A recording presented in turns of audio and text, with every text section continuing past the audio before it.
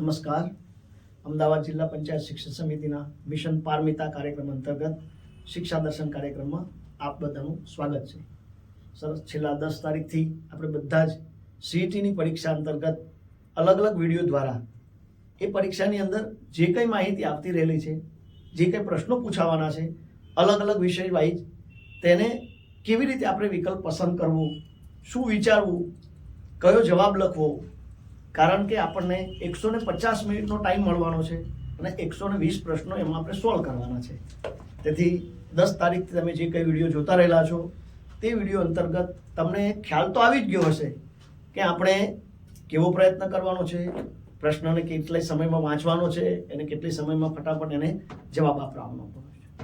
આજે આપણે પર્યાવરણ સંદર્ભે એક વિચાર કરવાનો છે, કારણ કે ઘણી વખતે કેવું હોય કે પ્રશ્નની અંદર 4 ઓપ્શન હોય એટલે આપણે બધા જ થોડા ક્યારેક કન્ફ્યુઝ થઈ જઈએ કે આમાં જવાબ કયો આપશે. કારણ કે આપણને ખબર છે કે હમણાં જ આપણી જે શિક્ષણ પદ્ધતિ છે અને જે પેપર સ્ટાઇલ છે એની અંદર HOT પ્રકારના પ્રશ્નો બહુ પૂછાય છે અને તેથી આપણને ઘણીવાર લાગે કે આની અંદર 4 વિકલ્પો પ્રશ્નમાં છે પણ એ 4 વિકલ્પોમાંથી 2 સાચા છે, પણ ખરેખર તો એક જ સાચો હોય. અને તેથી આપણે શું કરવાનું અને તે કન્ફ્યુઝન દૂર થાય એના માટે જ આ એક પ્રયત્ન છે. અને તેથી તમે બધા જે કંઈ વિડીયો જોયા હશે તે વિડીયો જોતાં જોતાં જે કંઈ જવાબો, જે કંઈ પ્રશ્નોની ચર્ચા અહીંયા થઈ છે તે અંતર્ગત તમને ખ્યાલ આવી ગયો હશે કે કેવી રીતે વિચારવું. ગણિતનું હોય, કોડિંગનું હોય કે કંઈ પણ પ્રશ્ન હોય તો કેવી રીતે વિચારવું એ તમે સમજી ગયા હશો. આજે આપણે પર્યાવરણ સંદર્ભે એક એકમ વિશે વાત કરીએ છીએ. ઘણીવાર કેવું હોય કે આપણે જે કંઈ ભણ્યા છો, તમે 5મા ધોરણની અંદર જે ભણ્યા છો તે જ પ્રશ્નો પૂછાવાના છે, તેમાંથી જ આપણે જવાબ લખવાના છે. પણ એ જવાબો લખતી વખતે શું ધ્યાન રાખવાનું, કઈ નાની નાની વાતોનું ધ્યાન રાખવાનું, બસ આપણે આ વિડીયો દ્વારા આપણે એ જ શીખવાનો પ્રયત્ન કરવાનો છે. અત્યાર સુધીમાં તમે જે કંઈ વિડીયો જોયા છે તે વિડીયો અંતર્ગત જે કંઈ માહિતી આવી છે, જે કંઈ પ્રશ્નોની વાત થઈ છે તેનું 17 તારીખે એક પરીક્ષા પણ લેવામાં આવશે અને તે પરીક્ષા દ્વારા તમને ખ્યાલ આવી જશે કે તમે કેટલો સરસ પ્રયત્ન કર્યો છે, હજી તમારે વધારે કેટલો પ્રયત્ન કરવાનો છે. બરોબર? તો આજે આપણે જોઈએ પર્યાવરણ વિષય સંદર્ભે પર્યાવરણની અંદર એક એકમ આવે છે. તે એકમની અંદર એક વ્યક્તિ પોતાની એક મોટર બાઇક લઈ અને ફરવા નીકળે છે. એ ક્યાંથી નીકળે છે, ક્યાં જાય છે, કેટલા રાજ્યોમાં થઈને પસાર થાય છે, તે કેવા પ્રદેશમાં જાય છે, ત્યાં એને કેવા કેવા અનુભવો થાય છે, ત્યાંના લોકો કેવી રીતે રહેતા હોય છે, તે લોકો શું બોલતા હોય છે, તે લોકોનું જીવન કેવું હોય છે. બરાબર? એવી નાની નાની વાતોને ફરીથી આપણે યાદ કરીએ તો આપણને તરત જ એ બધી વાતોનો ખ્યાલ આવી જાય. અને તેથી આજે આપણે એક વિચાર કરીએ. એક તમને અહીંયા જુદા જુદા પ્રશ્નો બતાવું છું. તમને ખ્યાલ આવી ગયો છે હું શું કહેવા માંગુ છું અને કયા એકમની વાત છે. બરોબર? તમને કેવા પ્રશ્નો પૂછાશે આપણે એની સીધી ચર્ચા કરીએ તો તમને જલ્દી ખ્યાલ આવશે.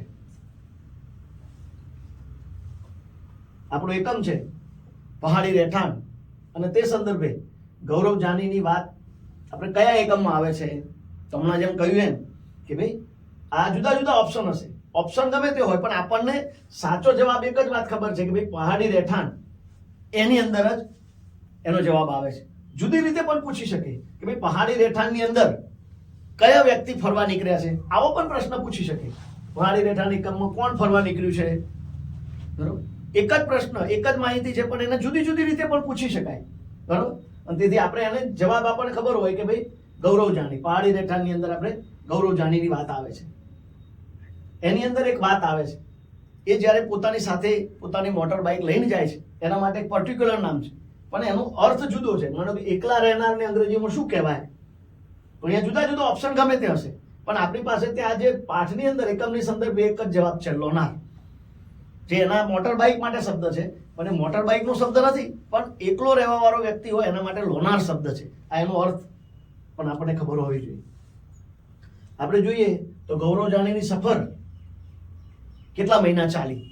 એ પોતે મુંબઈથી નીકળ્યો, જુદા જુદા રાજ્યોમાં પસાર થઈ અને એને જે જગ્યાએ પહોંચવું હતું તે જગ્યાએ એ પહોંચ્યો, ત્યાં એને બધું જોયા પછી એ પાછો આવ્યો મુંબઈ પરત, ત્યારે કેટલા સમય, આશરે કેટલો સમય એને લીધો, બરોબર?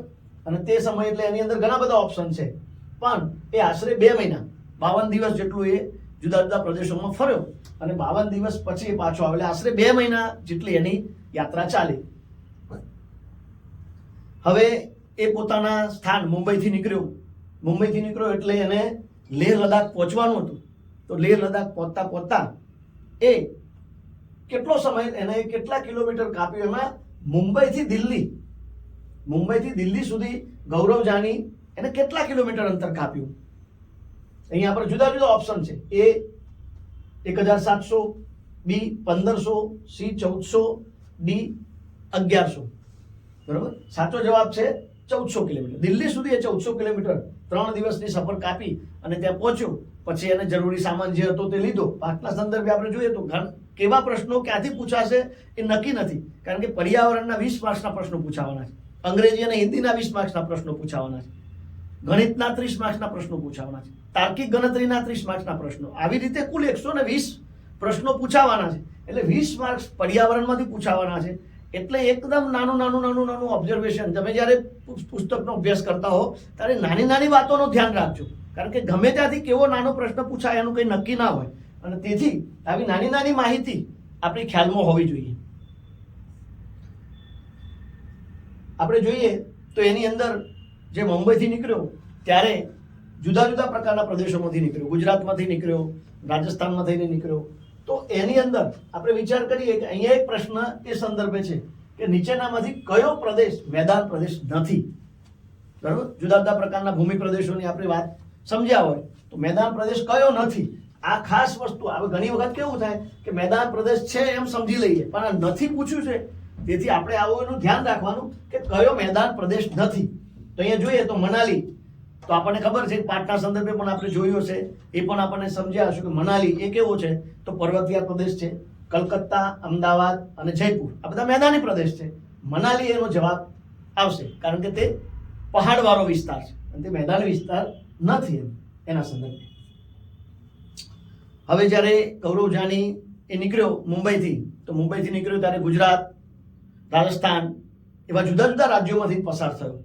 હવે જુદા જુદા રાજ્યોમાંથી પસાર થયો તો આપણને એ રાજ્યોની રાજધાની કઈ છે એવો પ્રશ્ન પણ પૂછી શકે. દાખલા તરીકે અહીંયા છે કે ભાઈ મહારાષ્ટ્ર રાજ્ય, જે જગ્યાએથી તે નીકળ્યો મુંબઈમાંથી, તો મહારાષ્ટ્ર રાજ્યની રાજધાની કઈ? તો મહારાષ્ટ્ર રાજ્યની રાજધાની મુંબઈ છે. બરોબર? તે આપણને એક જવાબ ખબર હશે તો ઓપ્શન ગમે એટલા આપ્યા હશે, ઓપ્શન ભલે જુદા હશે, પણ આપણને સાચો જવાબ ખબર હશે તો આપણે બીજા ઓપ્શનની ચિંતા કરવાનું રહેશે નહીં. એવી જ રીતે રાજસ્થાન રાજ્યની અંદરથી પણ પસાર થયો, તો રાજસ્થાન રાજ્યની રાજધાની કઈ? તો જયપુર. એવી રીતે ગુજરાત રાજ્યની અંદરથી પસાર થયો, તો ગુજરાત રાજ્યની રાજધાની કઈ? તો તે ગાંધીનગર. તો આવી રીતે એક જવાબ ખબર હશે તો ઓપ્શન જુદા જુદા હશે તો પણ આપણે એનો સરળતાથી જવાબ આપી શકશું. તે દિલ્હીથી મનાલી થઈ અને લેહ વિસ્તારની અંદર પહોંચ્યો. તો લેહની અંદર તેને શું જોયું? કેવા પ્રકારના ઘર જોયા? તો અહીંયા 4 ઓપ્શન આપણે આપ્યા છે: કાળા, બદામી, ગુલાબી, સફેદ. સાચો જવાબ છે સફેદ. એટલે સફેદ કલરના ઘર જોયા. હવે સફેદ કલરના ઘર કેમ હશે આ પણ પ્રશ્ન પૂછી શકાય. બરોબર? લેહમાં લોકોના સ્વાગત માટે લોકો કયો શબ્દ વાપરતા? તે પહોંચ્યો ત્યારે બધા છોકરા એની પાછળ દોડતા હતા અને બધા જ એના સ્વાગત માટે એક શબ્દ વાપરતા હતા. તે આપણે એકમની અંદર છે જ. દાખલા તરીકે ઝૂલે ઝૂલે શબ્દ, સ્વાગત શબ્દ, ભલે પધાર્યા કે આવો મારે દેશ. તો આપણને ખબર છે કે ઝૂલે ઝૂલે શબ્દ એ બાળકો વાપરતા અને ઝૂલે ઝૂલે શબ્દ બોલી અને તે એમનું સ્વાગત કરતા. હવે આ જ પ્રશ્નને, આ જ વાતને કંઈક જુદી રીતે પણ પૂછી શકાય કે ભાઈ ઝૂલે ઝૂલે શબ્દ, ઝૂલે ઝૂલે એટલે શું? એનો મતલબ શું થાય? તો એનો મતલબ સ્વાગત થાય. બરોબર ને? તે આપણે સમજી લેવાનું. પ્રશ્ન કેવી રીતે પૂછાશે તે મહત્વનું નથી, પણ સ્વાગત માટે ઝૂલે ઝૂલે શબ્દ લેહના લોકો વાપરતા હતા તે આપણને ખબર પડી જવી જોઈએ. ત્રીજી વાત કે આજે લેહની અંદર ગૌરવ જાની એ કોના ઘરે રોકાવા ગયો? તો જુદા જુદા અહીંયા ઓપ્શન છે: રેબો, ચાંગપા, મિતાલી, તાસી. તો એ તાસીના ઘરે રોકાવા માટે ગયો. તાસી એને ખેંચીને પોતાના ઘરે લઈ ગયો. આવું પણ પૂછી શકાય પ્રશ્નની અંદર કે ભાઈ લેહની અંદર ગૌરવ જાનીને તાશી કેવી રીતે પોતાના ઘરે લઈ ગયો? તો ખેંચીને લઈ ગયો. આવો એક શબ્દ એકમની અંદર આવે. એટલે પ્રશ્ન કેવી રીતે પૂછાશે નક્કી નથી, પણ નાની નાની વાતોનું આપણે ધ્યાન રાખવું પડશે. ગૌરવ જાની જે રાજ્યમાંથી પસાર થયો તે રાજ્યમાંથી કયા બે રાજ્યોની અંદર રણ વિસ્તાર આવે છે? ભૂમિ પ્રદેશોની વાત આવે ત્યારે આ પણ વાત આવે. કયા બે રાજ્યોની અંદર રણ વિસ્તાર આવે છે? પંજાબ અને હરિયાણા, ગુજરાત અને પંજાબ, રાજસ્થાન અને પંજાબ, કે ગુજરાત અને રાજસ્થાન? તો આપણને ખબર છે કે આપણે ગુજરાતમાં રહીએ છીએ, એટલે ગુજરાતમાં તો રણ વિસ્તાર છે જ, અને રાજસ્થાનમાં રણ વિસ્તાર છે. એટલે ગુજરાત અને રાજસ્થાન બંનેમાં રણ વિસ્તાર છે. બાકીના પંજાબમાં રણ વિસ્તાર નથી અને બીજા વિસ્તારમાં નથી. બરોબર. મનાલીમાં જઈ ગૌરવ જાનીનો થાક શાનાથી ઉતરી ગયો? એક શબ્દ એના માટે આવે છે, જેમ હમણાં કહ્યું એમ કે ભાઈ HOT પ્રકારના પ્રશ્નો પૂછાશે અને એકદમ નાની નાની માહિતી. 20 માર્ક્સના પ્રશ્નો કેવી રીતે પૂછાશે ખબર નથી, પણ આપણે એકદમ નાની નાની વાતોનું ધ્યાન રાખવું પડશે. અને તેથી જવાબની અંદર આપણે જોઈએ તો ચોખ્ખી હવાથી, ગુલાબના બગીચાથી, ઠંડુ પાણી પીવાથી, ત્યાં બરફ જોવાથી. મનાલીની અંદર બરફ છે એટલે આપણને લાગે કે મનાલીમાં બરફ છે એટલે કદાચ બરફ જોઈને એનો થાક ઉતર્યો હશે, પણ જવાબ બરફ વાળો નથી. બરોબર. જવાબ છે ચોખ્ખી હવાથી. ત્યાં શુદ્ધ હવા છે. બરોબર. અને તે શુદ્ધ હવાના લીધે એનો બધો થાક ઉતરી ગયો. કાશીનું ઘર શાનું બનેલું હતું? હમણાં વાત કરી તેમ કે ભાઈ તે વિસ્તારની અંદર કેવા પ્રકારના ઘરો હોય, તો કાશીનું ઘર શાનું બનેલું હતું? તો અહીંયા 3-4 ઓપ્શન આપણને છે: લાકડા, ઘાસ, પથ્થર અને વાંસ. તો પહાડી વિસ્તારની અંદર આપણને ખબર છે કે પથ્થરમાંથી એ ઘર બનાવે. એટલે તાશીનું ઘર પથ્થરમાંથી બનેલું હતું. પથ્થરમાંથી મજબૂત ઘર બનાવેલું હતું. હવે તાશીના ઘરની દિવાલ પર શું લગાવેલું હતું? હમણાં જેમ કહ્યું એમ કે ભાઈ લેહની અંદર પહોંચ્યા તો ત્યાંના બધા જ ઘર સફેદ હતા. તો સફેદ ઘર હશે તો એનો મતલબ કંઈક એને કલર પણ કર્યો હશે. તો તાશીનું ઘર, બરોબર, એના દિવાલ ઉપર શું લગાવ્યું હતું? તો અહીંયા જુદું જુદું અહીંયા ઓપ્શન છે: પ્લાસ્ટર, છાણ, કલર, ગારો અને ચૂનું. તો સફેદ જો દેખાતું હોય તો એની અંદર ગારો અને ચૂનો આ જવાબ આવે. ગારો અને ચૂનો એ લોકો પોતાના ઘરે લગાવતા. કેમ? કારણ કે લેહ વિસ્તારની અંદર ગરમી વધારે પડે અને સફેદ દિવાલ હોય તો શું થાય કે પ્રકાશનું પરાવર્તન થાય, એટલે દિવાલ ગરમ ના થાય, અને ગરમ ના થાય એટલે ત્યાં ઘરમાં ઠંડક લાગે. એટલા માટે તે તાશીના ઘરની અંદર કે ત્યાંના બધા જ લોકોના ઘરની દિવાલ એ ગારો અને ચૂનાથી એ લોકો લીંપણ કરતા. હવે તે તાશીના ઘરની અંદર પહોંચ્યો ત્યારે એને શું જોયું? તો તાશીનું ઘર એને તબેલા જેવું લાગતું હતું. બધામાં 4 જ ઓપ્શન આવશે એવું નહીં, હા કે નામાં પણ જવાબ આપવાનો થાય. તો તાશીનું ઘર એને તબેલા જેવું લાગતું હતું? તો જવાબ છે હા. કદાચ આ જ પ્રશ્નને જુદી રીતે પણ પૂછી શકે. એવું પૂછે કે ભાઈ તબેલો કયા પ્રાણીનું ઘર છે? તો જુદા જુદા પ્રકારના પ્રાણીઓ એની અંદર આપણને ખબર હોવી જોઈએ કે તબેલો એ ઘોડાનું ઘર છે. બરાબર. જેમ આપણે ગાય અને ભેંસ બાંધીએ તો એને વાડો કહેવાય, તો એવી જ રીતે તબેલો એ ઘોડા નામના પ્રાણીનું ઘર છે. હવે અહીંયા આવી રીતે પણ પ્રશ્ન પૂછાય કે ભાઈ કાશીનું ઘર, બરાબર, કયા પ્રકારના પ્રાણીના ઘર જેવું લાગતું હતું? તો એની અંદર જવાબ આવે ઘોડો, કારણ કે તબેલો શબ્દ એની અંદર આવે છે કે કાશીનું ઘર એ તબેલા જેવું લાગતું હતું. આગળ છે કે કાશીનું ઘર કેટલા માળનું હતું? મેં જેમ પહેલા કહ્યું કે એકદમ નાની નાની માહિતી પૂછશે, ક્યાંથી પૂછશે ખબર નહીં. એટલા માટે આપણે એક જ એકમને એવી રીતે વ્યવસ્થિત અભ્યાસ કરવો પડશે. નાની નાની માહિતી એની અંદર આપણે યાદ રાખવી પડશે. એટલા માટે જ આ એક પ્રયત્ન કર્યો છે કે નાની નાની વાતો આપણા મગજમાંથી રહે. બરોબર. અને આ વિડીયો જોયા પછી તમને ચોક્કસ એવું લાગશે કે આ પાઠની અંદર કઈ કઈ નાની નાની વાતો આવે છે એ બધી તમને યાદ પણ રહી જશે. કાશીનું ઘર કેટલા માળનું હતું? 4 ઓપ્શન જુદા જુદા આપેલા છે. કાશીનું ઘર જે છે ને એ 1 માળનું હતું. એનો સાચો જવાબ છે 1 માળ. બરાબર.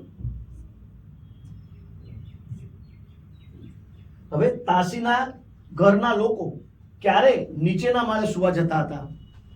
ગૌરવ જાનીએ ત્યાં અનુભવ્યું જુદા જુદા પ્રદેશોની અંદર જઈ. તો ત્યાં બહુ ગરમી પડે ત્યારે લોકો સુવા જતા હતા, બહુ ઠંડી પડે ત્યારે સુવા જતા હતા, બહુ વરસાદ પડે ત્યારે, બહુ વાવાઝોડું હોય ત્યારે. ક્યારે લોકો નીચે સુવા જતા હતા? આપણી અંદર ઓપ્શન છે બહુ ઠંડી પડે ત્યારે.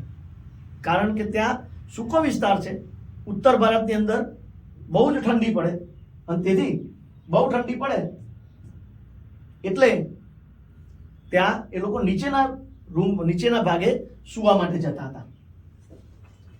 તાશીના ઘરના છાપરે શું સૂકવેલું હતું? તો અહીંયા જુદા જુદા ઘણા બધા ઓપ્શન છે. આવી રીતે પણ ઓપ્શન પૂછી શકાય. એક જ જવાબ હશે એવું નહીં, બધા જ જવાબ સાચા હોય આવી રીતનો પણ કોઈ પ્રશ્ન હોઈ શકે. દાખલા તરીકે અહીંયા એટલા માટે આ એક પ્રશ્ન લીધો છે. 1 લાલ મરચા, બી મકાઈ, સી નારંગી અને ડી ઉપરના ત્રણે. હવે વિચાર કરીએ તો આ ત્રણે ત્રણ જો એકમની અંદર જો વ્યવસ્થિત અભ્યાસ કર્યો છે તો આપણને ખબર પડી જશે કે આ ત્રણે ત્રણ આવે. આનો જવાબ છે ઉપરના ત્રણે ત્રણ, કારણ કે ત્રણે ત્રણ વસ્તુ ત્યાં સૂકવી હતી. બરોબર, એટલે આવી રીતે પણ પ્રશ્ન પૂછી શકાય કે જેના ત્રણે ત્રણ જવાબ સાચા પણ હશે. તાશીના ઘરમાં કઈ ઋતુ માટે ફળ સૂકવવામાં આવતા હતા? તો તેની અંદર ઉનાળો, ચોમાસું, પાનખર અને શિયાળો. તો તે લોકો શિયાળા માટે ફળ સૂકવતા, કારણ કે તે વખતે ત્યાં વરસાદ કે પાણી હતું નહીં બહુ, અને તેથી તે લોકોને શિયાળામાં ખાવા માટે ખોરાકની બહુ તકલીફ પડતી, એટલે એ લોકો શિયાળા માટે જુદા જુદા ફળ સૂકવીને રાખતા હતા. લેહમાં લોકો ઘરના છાપરાનો ઉપયોગ શું કરતા હતા? હમણાં થોડા પહેલા પ્રશ્ન જોયો એ પ્રમાણે કે લેહમાં લોકો શું કરતા હતા? તો બકરીઓ બાંધવા માટે, વસ્તુઓ સુકવવા માટે કે પાપડ બનાવવા માટે.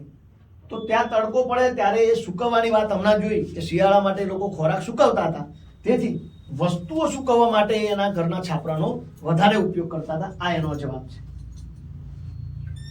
હવે તે એનાથી આગળ લેહ વિસ્તારથી આગળ તે પહોંચ્યો લદ્દાખ વિસ્તારની અંદર. તો ત્યાં એને કોણ મળ્યું? તો તે જે વિસ્તાર હતો એ ચાંગથાંગ વિસ્તાર હતો. તો ચાંગથાંગ પ્રદેશમાં દરિયાની સપાટીથી કેટલા મીટર ઉપર આવેલો છે? બરાબર, અહીંયા જુદા જુદા ઓપ્શન છે. 5000 મીટર એનો સાચો જવાબ છે. દરિયાની સપાટીથી 5000 મીટર ઉપર એ ચાંગથાંગ પ્રદેશ આવેલો છે. અને તે પ્રદેશની શું વિશેષતા છે તે પણ આપણે અહીંયા હમણાં જોઈએ. બરાબર, ચાંગપા જાતિ એના વિશે તો અહીંયા જુદા જુદા ઓપ્શન છે. અપતાક, તાશી, શેરપા, નામગ્યાલ. અહીંયા આપણે જોઈએ તો ચાંગપા જાતિ વિશે એને નામગ્યાલે માહિતી આપી. આ એક જ શબ્દ આપણે ખાસ યાદ રાખવાનો કે ચાંગપા જાતિ વિશે કોને માહિતી આપી? તો નામગ્યાલે માહિતી આપી. બાકીના ઓપ્શન જે હશે તે આપણે વિચારવાનું કોઈ કારણ નથી. ફક્ત આપણને એક જ સાચો જવાબ ખબર હશે તો બાકીના ઓપ્શન જે હશે એમાં આપણે કન્ફ્યુઝ થશું નહીં. આપણે આ ખાસ ધ્યાન રાખવાનું. આગળ, વિશ્વ પ્રસિદ્ધ પશ્મિના શાલ એ કયા પ્રાણીના ઊનમાંથી બનાવવામાં આવે છે? આપણને બધાને ખબર છે કે ઊનની વાત આવે એટલે ઘેટું યાદ આવે, પણ અહીંયા ઘેટું એ ઓપ્શન નહીં આવે, કારણ કે ઘેટાનો ઓપ્શન લખેલો છે. ઘેટાના, યાકના, બકરીના કે રીંછના, કોના ઊનમાંથી બનાવવામાં આવે છે? તો આ વિશ્વ પ્રસિદ્ધ પશ્મિના શાલ જે છે તે શાલની વિશેષતા એ છે કે એક આંગળીના વીંટી હોય એ વીંટીમાંથી આખી શાલ પસાર થઈ જાય, એટલું બારીક એનું વણાટ કામ હોય. પણ તે બકરીના વાળમાંથી બનાવવામાં આવે છે. આ ખાસ ધ્યાન રાખવાનું. આ જો પ્રશ્ન આવે ત્યારે ઘણી વખત આપણને ઊન શબ્દ આવે એટલે ઘેટું જ યાદ આવે, પણ એવું નથી.